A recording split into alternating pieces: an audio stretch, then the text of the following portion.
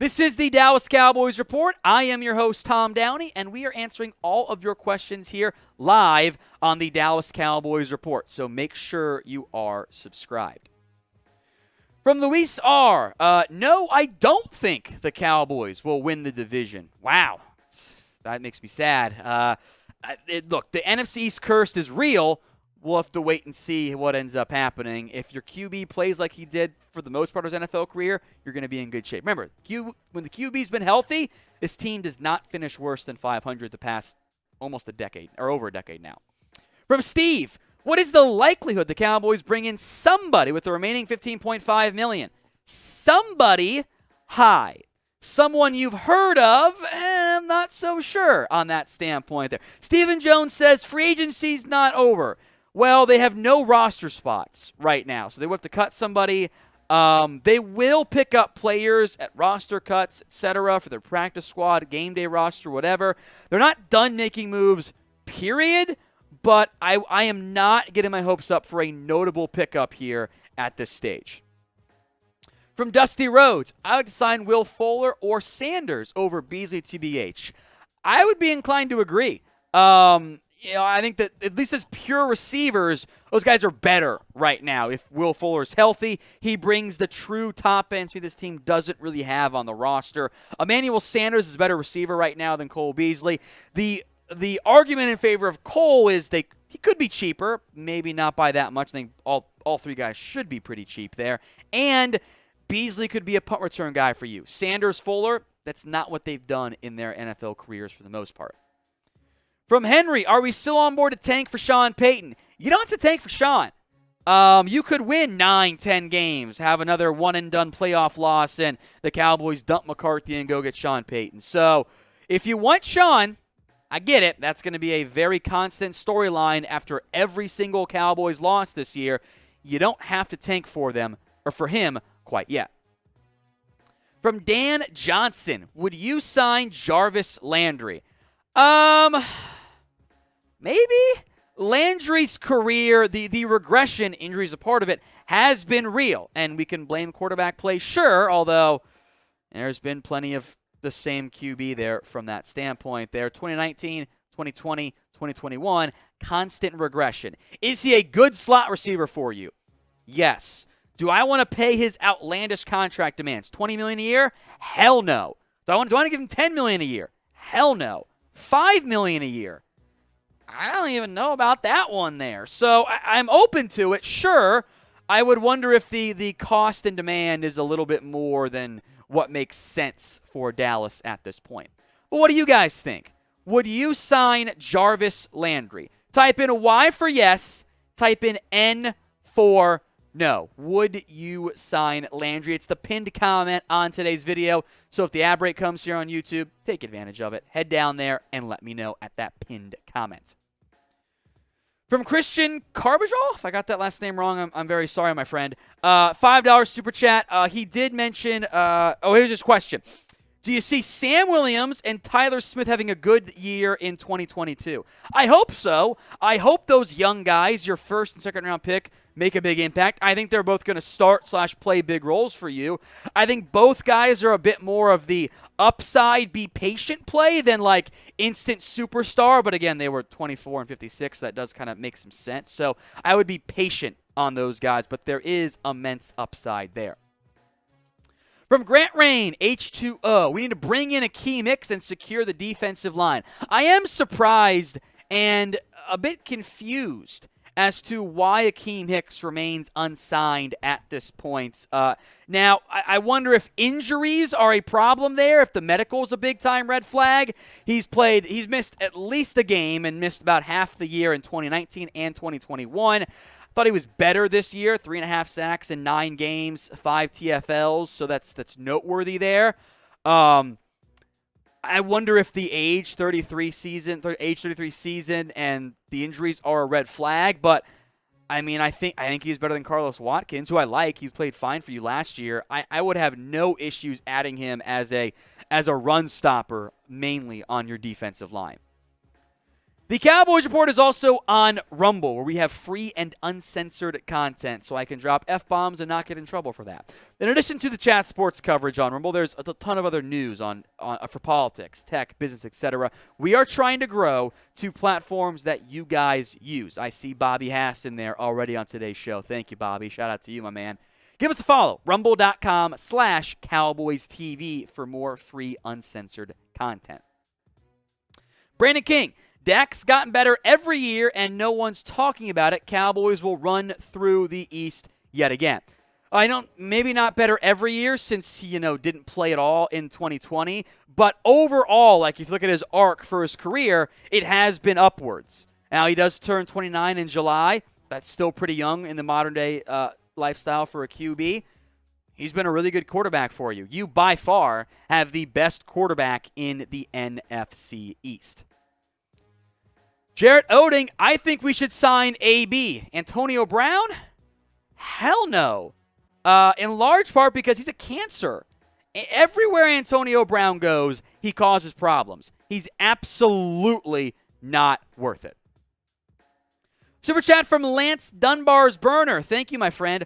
Early trade deadline predictions. Who are we selling? Oh, God, what a question. I think you're still going to be in contention come trade deadline time. I'd be surprised if you weren't. So I don't think you'll sell. My guess is the Cowboys do nothing once again at the trade deadline. They get linked to various players and just stand pat because Catboy needs those picks. Do you want free Cowboys videos every single day? I assume the answer is yes, you do. And if that's the case, hit that big red button and subscribe because we here at the Cowboys Report every single day, sometimes multiple times a day, have Cowboys videos for you. So hit that big red button and subscribe right now. From Jimmy Rogers, hey Tom, I think Trayvon Diggs will break the record in Cowboys history of interceptions. So Mel Renfro has 52 interceptions in his NFL career. Let me see what the active leaders are right now to put that in perspective. Let's see. I've got Rod Woodson had 71. Paul Cruz had 81. I don't think anyone active is all that close. Let me pull up this list here. Sorry, I'm making sure I'm in a good spot. Yeah, all time, probably not. That's way too many. Mel Renfro's 52 ranks tied for 26th all time. So if he plays a long time and keeps getting 5+ INTs a year, it's very possible, but 52 is a lot. So he has the ideal start. Let's be patient on that front. Super chat from Mark Hava, Spain. Thank you, my friend. Brother Tom, any idea what comp picks we will get in 2022? Let me check that for you guys right now. I guess 2023, excuse me. The projected comp picks, and again, they are projected. They can and will change based on playing time, etc. As it sits right now, a 4th for Randy Gregory. That is the earliest 4th, so it could jump up a little bit. A 6th for Connor Williams and a 6th for Cedric Wilson. Both of those two are fairly early in the cancellation chart. There's nobody else that qualifies right now for the Cowboys. That could change if someone plays a ton of snaps, but I doubt it. So a 4th and 2 6th next year for the Cowboys. From Henry One Nutch. I think the odds Kelvin gets cut for the preseason can still be charged. Yes, he can still be charged. This case is by no means over. We're a long way, I would expect, from that being done. So I think it's low, though. Even if he does get charged, that doesn't really change what the Cowboys know, I would think. So they seem to want to try to wait it out. If there's new information that comes out, which is certainly possible, that could change as well. But I would anticipate the Cowboys trying to keep Kelvin Joseph as best as possible there. From Sue Storm, is a JPP signing still possible? Technically, yes, but I would doubt it. It comes down to the numbers game that exists right now along that edge rusher spot. DeMarcus Lawrence, Dorrance Armstrong, D. Williams, Chauncey Golston are making this team. Those are going to be 4 guys who are on your game day roster, active 53-man roster, barring injury. That leaves Dante Fowler and Terrell Basham. Is JPP better than those guys? I'm not so sure that he's actually available or better than those guys. So I think the numbers game says probably not on JPP. Maybe he comes in on a cheap one-year deal, competes with Fowler and Basham, but I think the numbers game isn't that just doesn't work out for JPP, unfortunately. I want you guys now to name a free agent who you want to sign. Try to keep it somewhat realistic, which means it fits the self-imposed budget for the Cowboys, but drop a player or players. Name a free agent you want to sign. The Lunatic, when will we find out about any Kelvin Joseph suspension from Goodell? No idea. Could be in a month, could be in a year. The NFL has lately taken a approach of we will let the legal process play out, then we will make our call. So we don't know about Deshaun Watson. DeMonte Casey facing a 3-game suspension. Still hasn't been suspended yet. He should be with the Steelers in a little bit. So like Joseph could happen this year. Next year, nobody knows. From Yoda in high school, I think more teams will start to get college teammates like Burrow and Chase, Tua and Waddle, or Murray and Hollywood Brown. Maybe the core problem you run into is that it's tough to acquire those guys. 2 of them were done via trade, technically, if you want to include the Waddle trade up and the Hollywood Brown trade up. And there aren't always a bunch of QBs with top-tier receiver talent. Now, in particular for Bryce Young and C.J. Stroud next year, it could actually make a little bit more sense on that standpoint. I want you guys to predict the Cowboys' record with schedule week here. How many games will the Cowboys win? How many will they lose? Do regular season only in the comments section.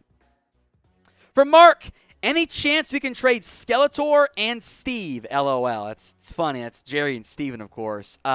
No, unfortunately, although I know you speak for many in the Cowboys fan who would like to see that.